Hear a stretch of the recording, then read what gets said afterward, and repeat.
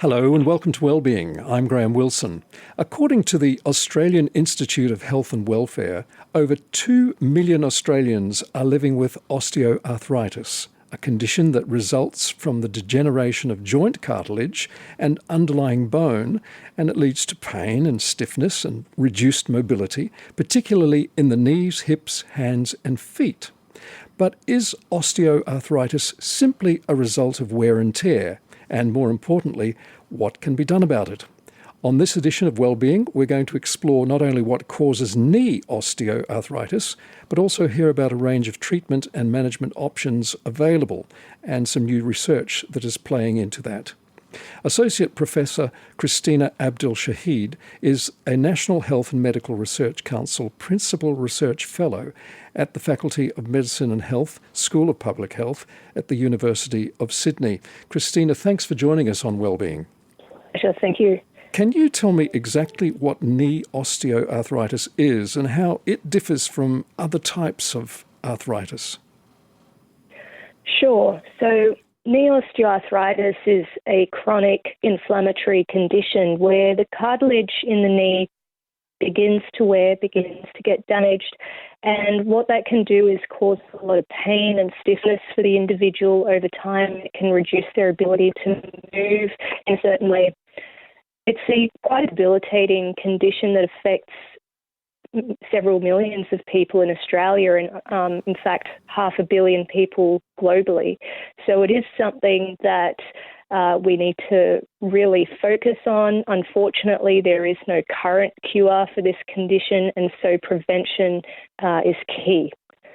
So it's caused by a number of things. It's a whole joint disease. It's not just the cartilage, and there's thinking has evolved around, how knee osteoarthritis is actually viewed in the scientific community. So it's characterized by inflammation of the joint, the whole knee joint, and typically what happens then is there's a structural and functional failure of the synovial joint, and cartilage is one aspect of it. So the cartilage does wear or become damaged, and then after that, people, or as that's happening, people will experience, unfortunately, symptoms such as pain, stiffness, reduced mobility, and so on. Is it inevitable that it will start to happen to everybody at some point in their life? I'm glad you asked that question because there has been a popular rhetoric that knee osteoarthritis is the disease of aging and that people are likely to develop the condition as they get older. And what we actually found from our research in this review that we completed is that age is not a strong risk factor for developing knee osteoarthritis. It was very weakly associated with developing the condition. In fact, what we found was that the vast majority of risk factors which do contribute or are associated with developing this disease or this condition are modifiable risk factors, things that we can change and do something about in order to reduce our risk. So there's a really positive message here in that no, and not necessarily as people get older, they're bound to get this condition. There are certainly things that people can do from now to reduce their risk as they get older. Just so we understand what's going on in the knee a little more, can it be seen on X-ray, for instance? Yes, it can. There's a number of ways that knee osteoarthritis can be diagnosed, and certainly one of those ways is to look at an X-ray or an MRI to see if there's been structural changes to the knee or to the joint in general. However, there are some other ways that the condition can be diagnosed. Sometimes the doctor will look at a person's symptoms, and if there are certain sort of cluster of symptoms, they might diagnose it that way. So globally, there isn't actually a very clear-cut consensus or framework around how knee osteoarthritis should be diagnosed. There is a number of ways it can be diagnosed, and looking at images, radiographic images and X-rays is just one of those. Is there a range of symptoms that people typically have that tells them it's coming on? Yeah, there is. So knee osteoarthritis in particular is associated with pain and morning stiffness. Sometimes that's improved as the day goes on and they're walking about a little bit. So morning stiffness, pain, reduced ability to move or move the knee in a certain direction are all classic symptoms that the person may have early signs of knee osteoarthritis and should probably go to a doctor and check it out. Lifestyle choices such as diet and exercise, do these impact the risk of developing knee osteoarthritis? Absolutely. In fact, they're the most important contributors. We found in our research that they're the key players in the development of knee osteoarthritis. Things like what people consume. So having a high fibre diet can actually reduce a person's risk of developing knee osteoarthritis. On the contrary, having a diet that's high in ultra-processed foods can increase the risk of developing knee osteoarthritis.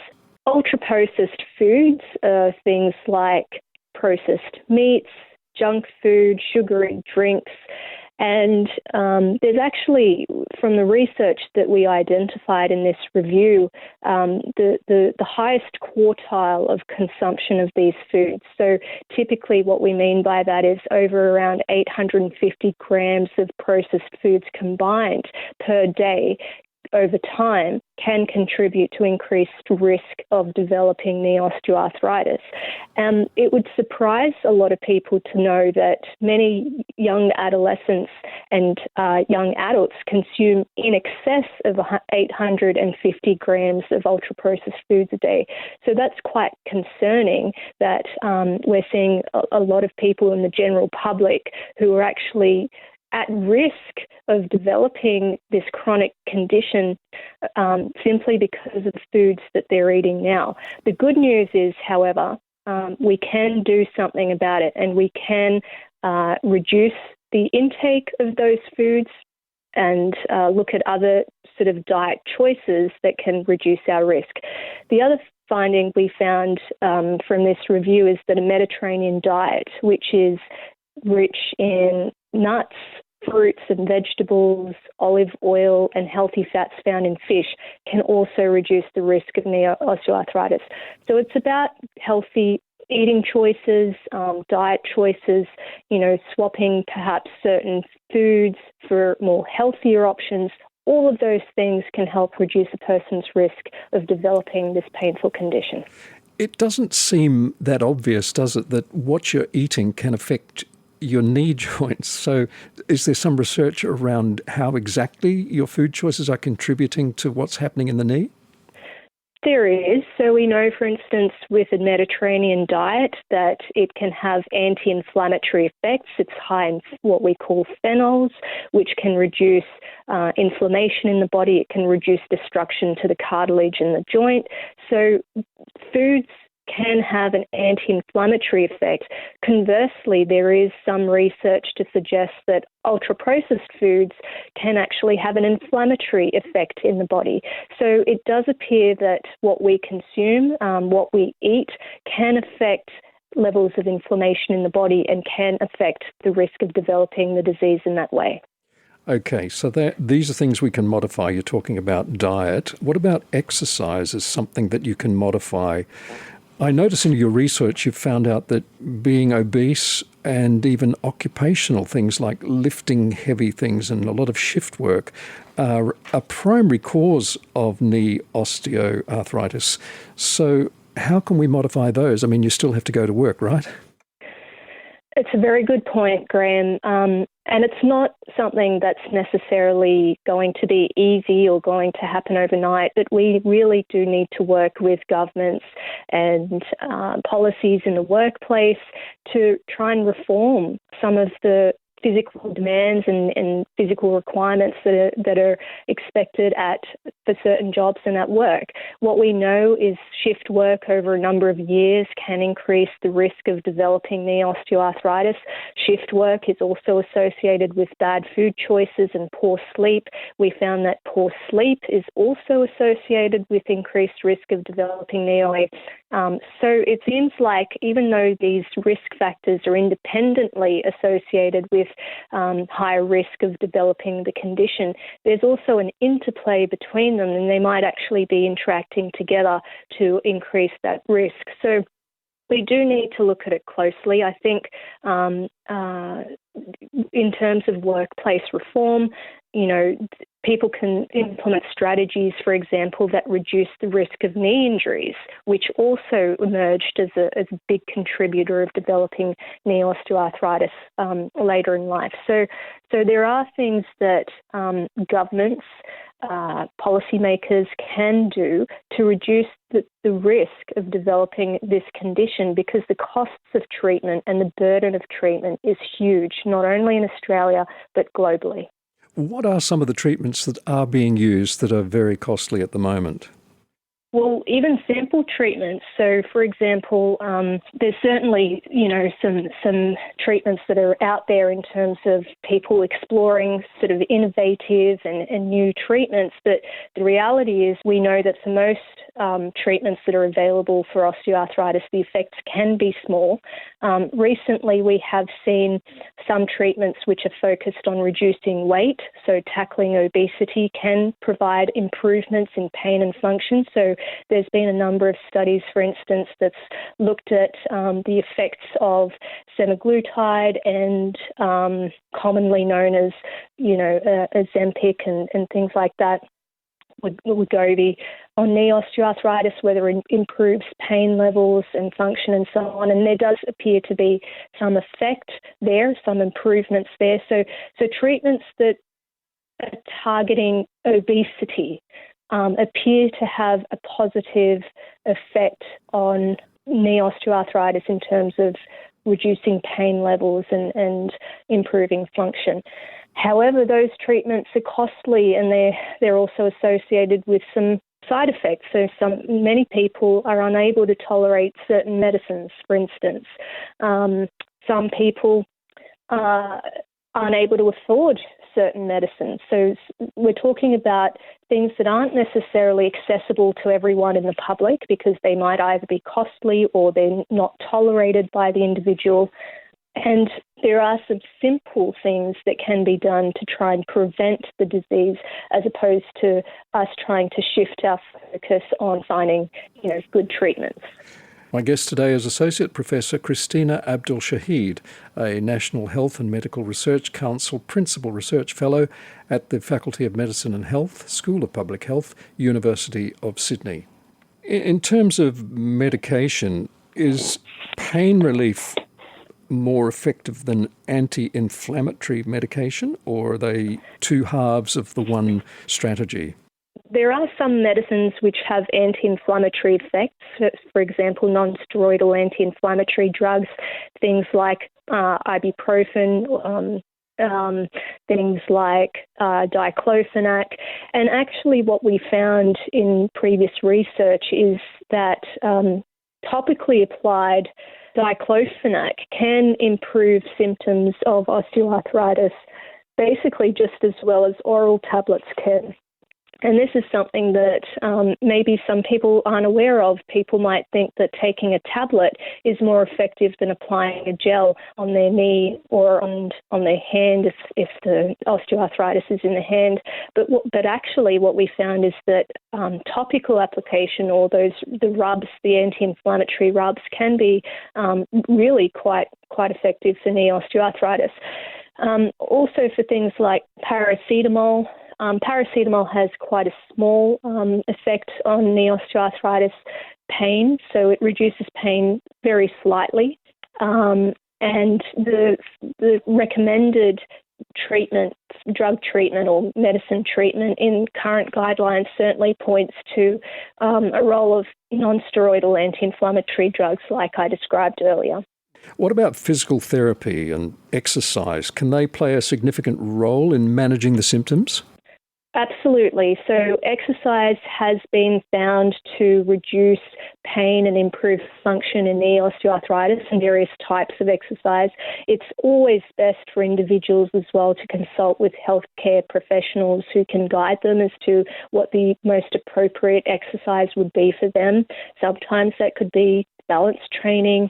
Sometimes that could be something as basic as walking or swimming or cycling, whatever it might be. But it is important for people to have that conversation with their health professional to know what specific exercise is likely to be of benefit for them, and also how much to engage in that activity so that they're not overworking the knee and they're not potentially causing further damage. There is a right way to do it, and there is a potentially certain ways that people might engage in physical activity which could improve symptoms, but if they overdo it, it can actually exacerbate the symptoms.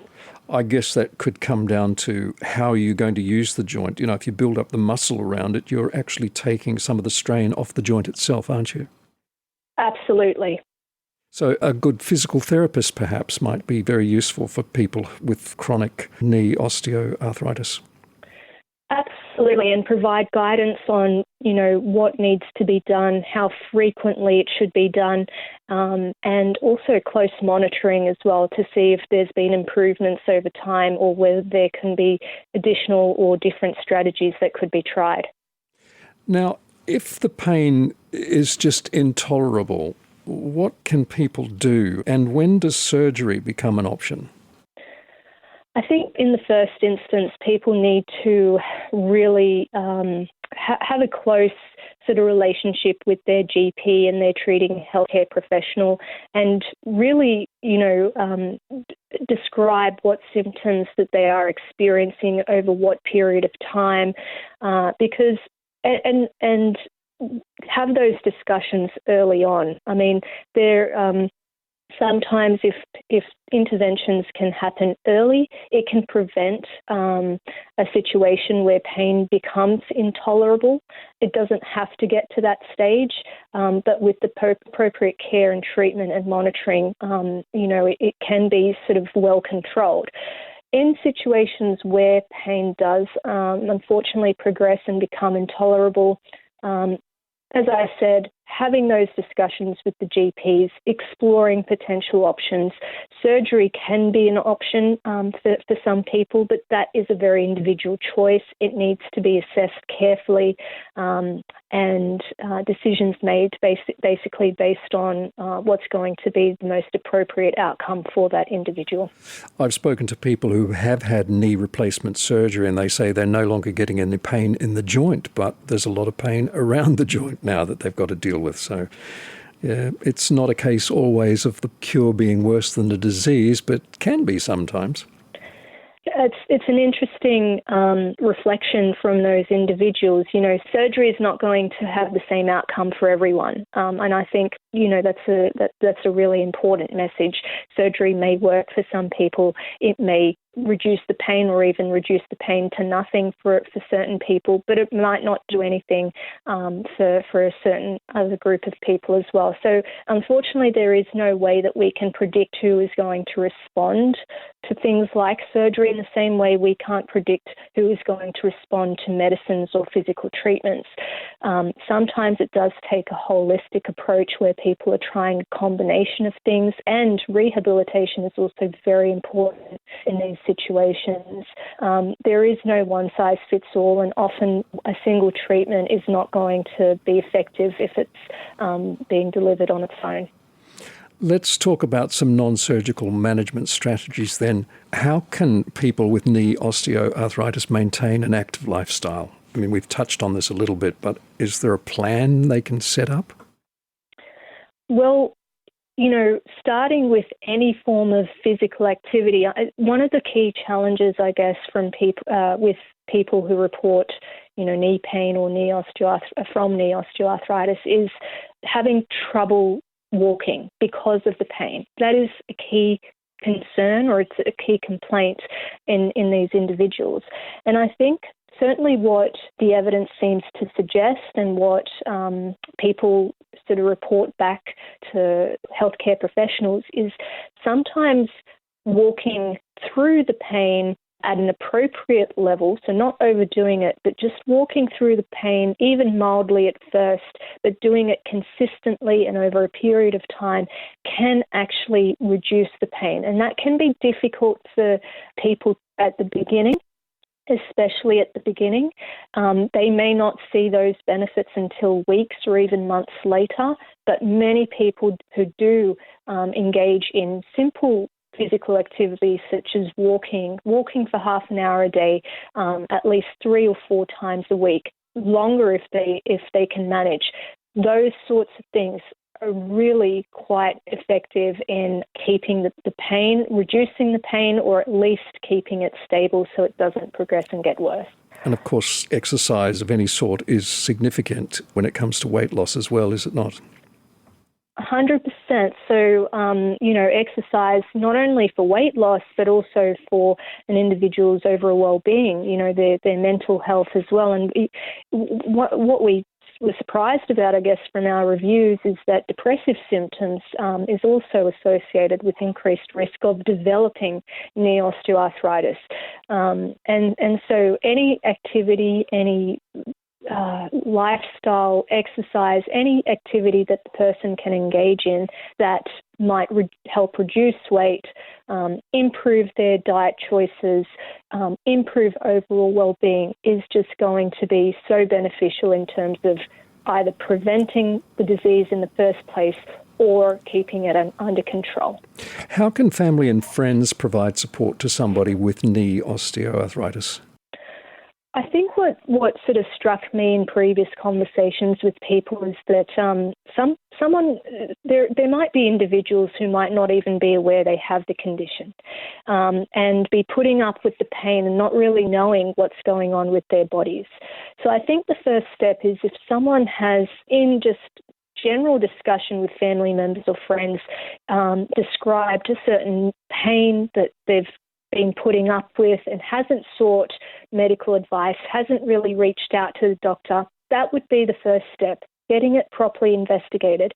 Because if these things can be caught early, if they can be managed early with appropriate interventions, then it can really improve a person's outcomes in terms of pain reduction, reducing cartilage or further cartilage damage, and all sorts of things. So sometimes there is a reluctance or hesitancy to seek medical care, especially when there's just early signs or symptoms that something might not be quite right.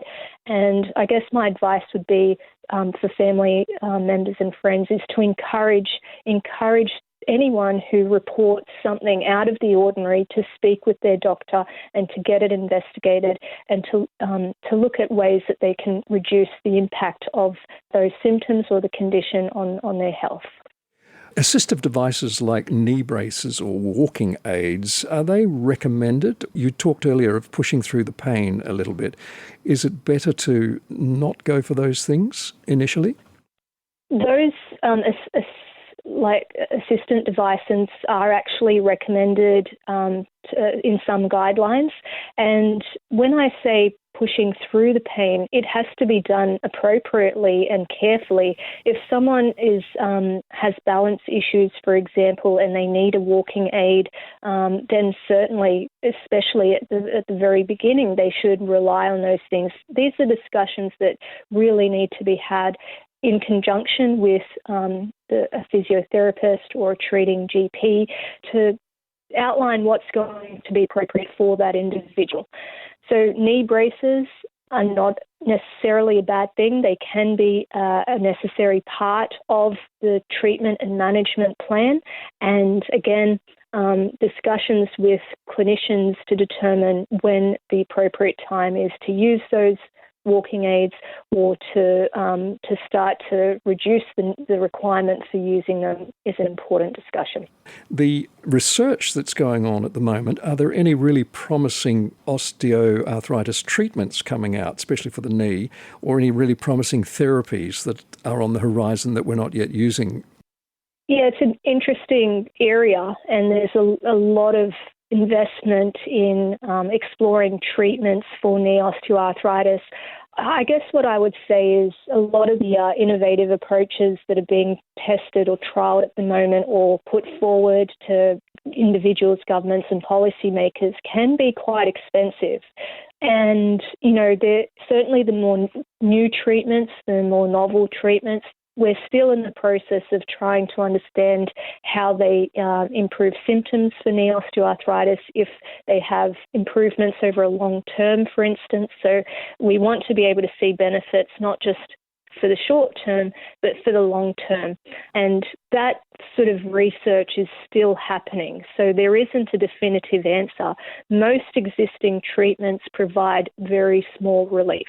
And it's uncommon to have treatments where there's massive reductions in pain or massive improvements in function. And it could be that a combination of different treatments might have additive effects, but again, what's going to be appropriate for the individual, what's going to be accessible, low cost, and suitable is a very individual choice and needs to be a shared decision between that individual and their healthcare provider. I circle back to the point that because existing treatments provide some relief but no cure, we really do need to focus on preventive strategies. Do aches and pains get worse in the cold? Yeah, there's been a lot of debate around that, and it's always a question that intrigues the public. I would say that there's so many people who believe that that's the case and experience worsening symptoms in cold weather, and that's a very real, experience for those individuals. A lot of the studies that have evaluated that question are observational studies, case control studies. Sometimes they're quite small studies or not well designed and not high quality, and sometimes they are high quality, but the overall evidence from those studies which have explored this question seem to suggest that there isn't a very clear link between cold weather, for example, and symptoms of knee osteoarthritis or anything like that. And I know a lot of people hearing that will say that doesn't apply to them, and that's totally fine. I know for a fact that some people have reported to me, for instance, that they experience worsening symptoms in cold weather. And I would just like to acknowledge that a lot of the research out there, it could change as we see more evidence emerge. I really appreciate your time today. Thank you, Christina, for this very informative discussion. Thanks, Graham. Thanks. I've been talking with Associate Professor Christina Abdel Shaheed, a National Health and Medical Research Council Principal Research Fellow at the Faculty of Medicine and Health, School of Public Health at the University of Sydney. I'm Graham Wilson. Thanks for listening, and all of us at Wellbeing wish you well.